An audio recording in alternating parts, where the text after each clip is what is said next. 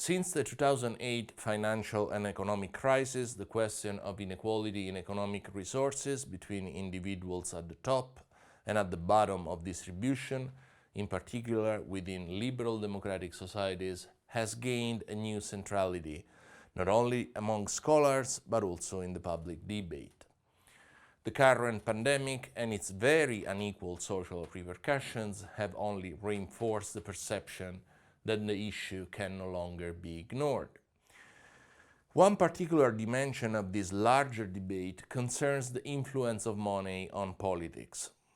In a nutshell, excessive economic inequality gives the best of the chance to convert some of their vast resources into political influence. Political influence, in turn, reinforces their socioeconomic position and increases the distance from those at the bottom of distribution. This vicious circle generates a drift towards oligarchy captured by the shift from the principle one person, one vote to that of $1, one vote. The majority, the lower and the middle classes, end up being ruled by the minority, the super rich. Not only does the elite's economic power distort electoral campaigns, but it also influences the public debate and the political agenda. Ideas that could be detrimental to the elite's interests are neither discussed by people nor advanced by political parties. This is why the gap between the richest and the rest of the society should be perceived as if not the fundamental problem of our times. Certainly, it is the most important one for liberal democracy. In the contemporary debate, the idea that there is too much inequality is quite popular, but the correlated idea that it should be contained within a certain proportion has, so far, never been advanced. For many current theories of distributive justice, the gap between the best of and worst of can be extremely wide, provided that justification can be given to the worst of as to why they hold this unfortunate position.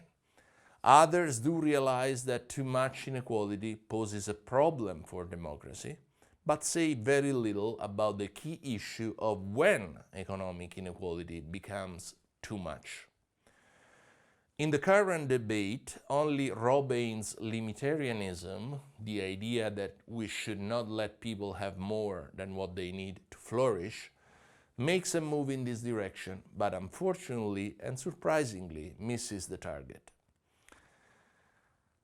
Even Robbins doesn't seem to realize that the main problem is not eliminating surplus money, but the magnitude of the economic gap between best of and worst of, quite independently of whether the former remains below the upper limit of wealth set by limitarianism.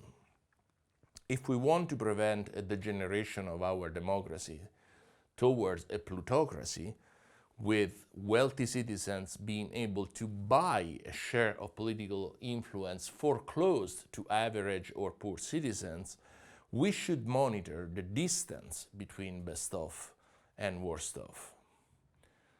The approach that I have been defending with my colleague Nunzio Ali, called proportional justice, argues indeed that economic inequality should not exceed certain income and wealth ratios. This limitation is meant to ensure that the worst off remain co-authors of the legal, political, and socio-economic rules that govern the social relations in which they are involved.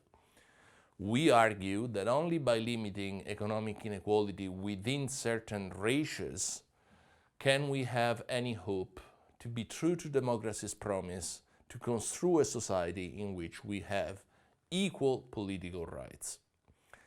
Proportional justice has some radical implications that might conflict with some common assumptions held even by egalitarian philosophers.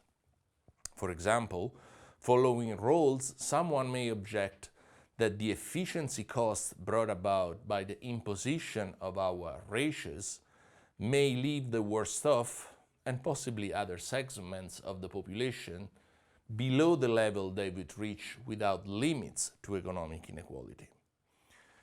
But is this worry well grounded? Let's leave aside the fact that qualitative and quantitative research has abundantly shown that too much inequality doesn't boost, but rather damages growth. Even if we concede the possibility of a loss of efficiency, the crucial point is that this should be a price that democracies are ready to pay to avoid domination. Thus, we have reasons to prefer a society A that avoids material domination, even if in society B the worst off are better off than in A, but suffer material domination. The main challenge for proportional justice, however, is to provide a non-arbitrary definition of permissible ratios of income and wealth inequalities. Can it be done? We say yes if, in an Aristotelian mood, one is ready to accept the degree of precision allowed by the nature of the problem. For instance, and leaving many details aside, if we take the contemporary United States, where preliminary empirical studies on how and when inequality generates domination are available, we have reason to suggest the following income and wealth ratios: 1:29 for income inequality and 1:400 for wealth inequality. This means that, to avoid the domination, no one should have an income, post-tax and benefits, that exceeds 29 times the average income of the poorest quintile of the US population, which is about $400,000. And no one should have a wealth that exceeds 400 times the average wealth of the same poorest quintile, which is about $4 million. Of course, the ratios 1:29 and 1:400 are approximated. The main point of proportional justice, at least at this preliminary stage of development, is to stimulate a debate about the acceptable limit ratios of economic inequality within liberal societies, and to prove that it is not impossible to identify them, as it is so often asserted. The fact that there is no rock-solid mechanical way of hitting on the right limit ratio is no excuse for failing to make an effort to identify this parameter that seems crucial for the well-functioning and justice of our democracies.